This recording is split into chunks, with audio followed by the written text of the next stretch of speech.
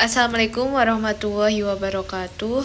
Perkenalkan, nama saya Daniswati Rahman dengan NIM 12220019. Saya di sini akan menjelaskan tentang Bitcoin.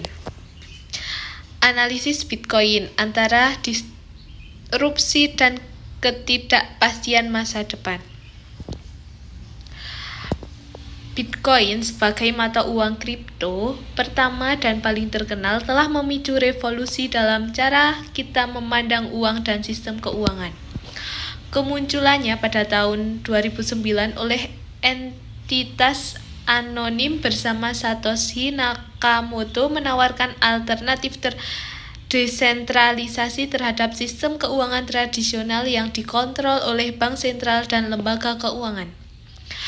Selanjutnya, kasus Bitcoin sangat menarik karena beberapa alasan. Yang pertama, disrupsi teknologi keuangan atau vintage.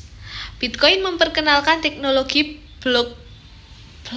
blockchain yang inovatif, sebuah buku besar digital terdistribusi yang aman dan transparan. Teknologi ini tidak hanya mendasari Bitcoin tetapi juga membuka jalan bagi berbagai aplikasi di luar mata uang.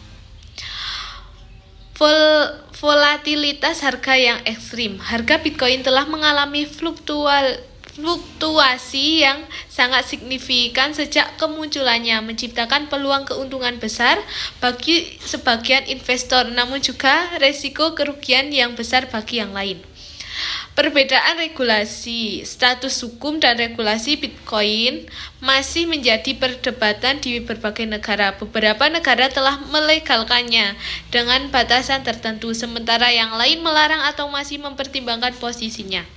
Selanjutnya yang kedua yaitu adopsi yang meningkat. Meskipun kontroversial, adopsi Bitcoin oleh individu, perusahaan, dan bahkan beberapa institusi keuangan terus meningkat, penggunaan Bitcoin sebagai alat pembayaran, penyimpan nilai, dan aset investasi semakin meluas.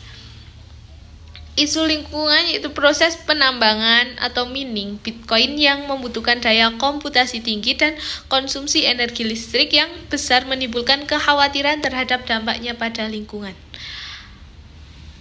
Selanjutnya, Bitcoin adalah mata uang digital terdesentralisasi yang diciptakan dan dikelola secara elektronik, yaitu desentralisasi, tidak dikontrol oleh bank sentral atau otoritas tunggal.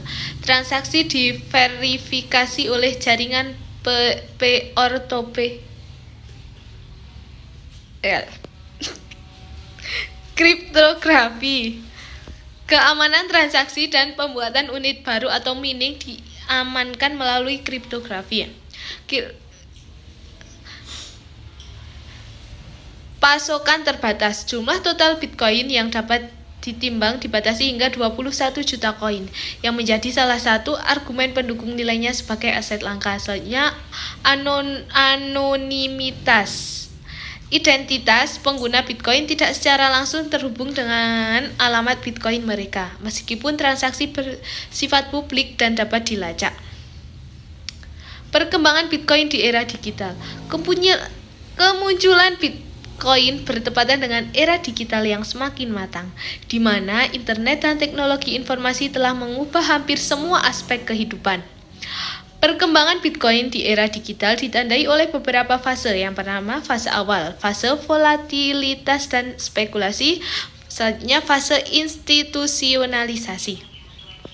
Fase awal itu dari mulai tahun 2009 sampai 2010, tahap eksperimental dengan komunitas kecil pengguna dan penambang. Nilai Bitcoin sangat rendah atau bahkan tidak ada.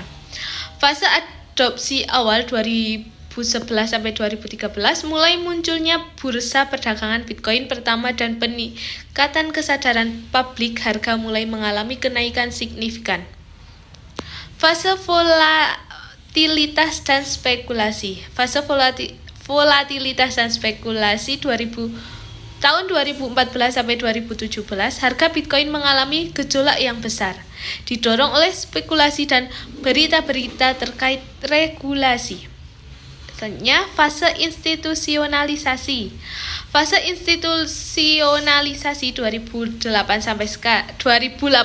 sampai sekarang, semakin banyak institusi keuangan dan perusahaan besar mulai melirik Bitcoin sebagai aset investasi. Perkembangan infrastruktur sebagai kustodian dan produk derivatif juga meningkat.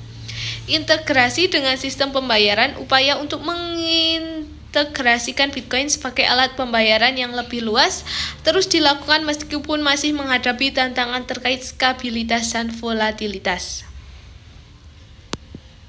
Adapun data Bitcoin yang ada di gambar, jadi pada tahun 2019 mengalami kenaikan 1000% dan mengundang para investor retail, institusional, dan mendorong beberapa negara untuk mempertimbangkan Bitcoin sebagai emas digital.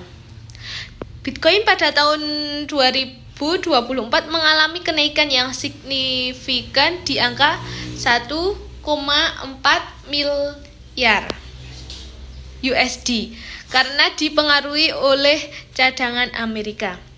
Selanjutnya, berdasarkan data proyeksi masa depan Bitcoin adalah masa depan Bitcoin masih penuh dengan ketidakpastian, meskipun memiliki potensi besar untuk terus berkembang dan memainkan peran penting dalam langkah keuangan digital.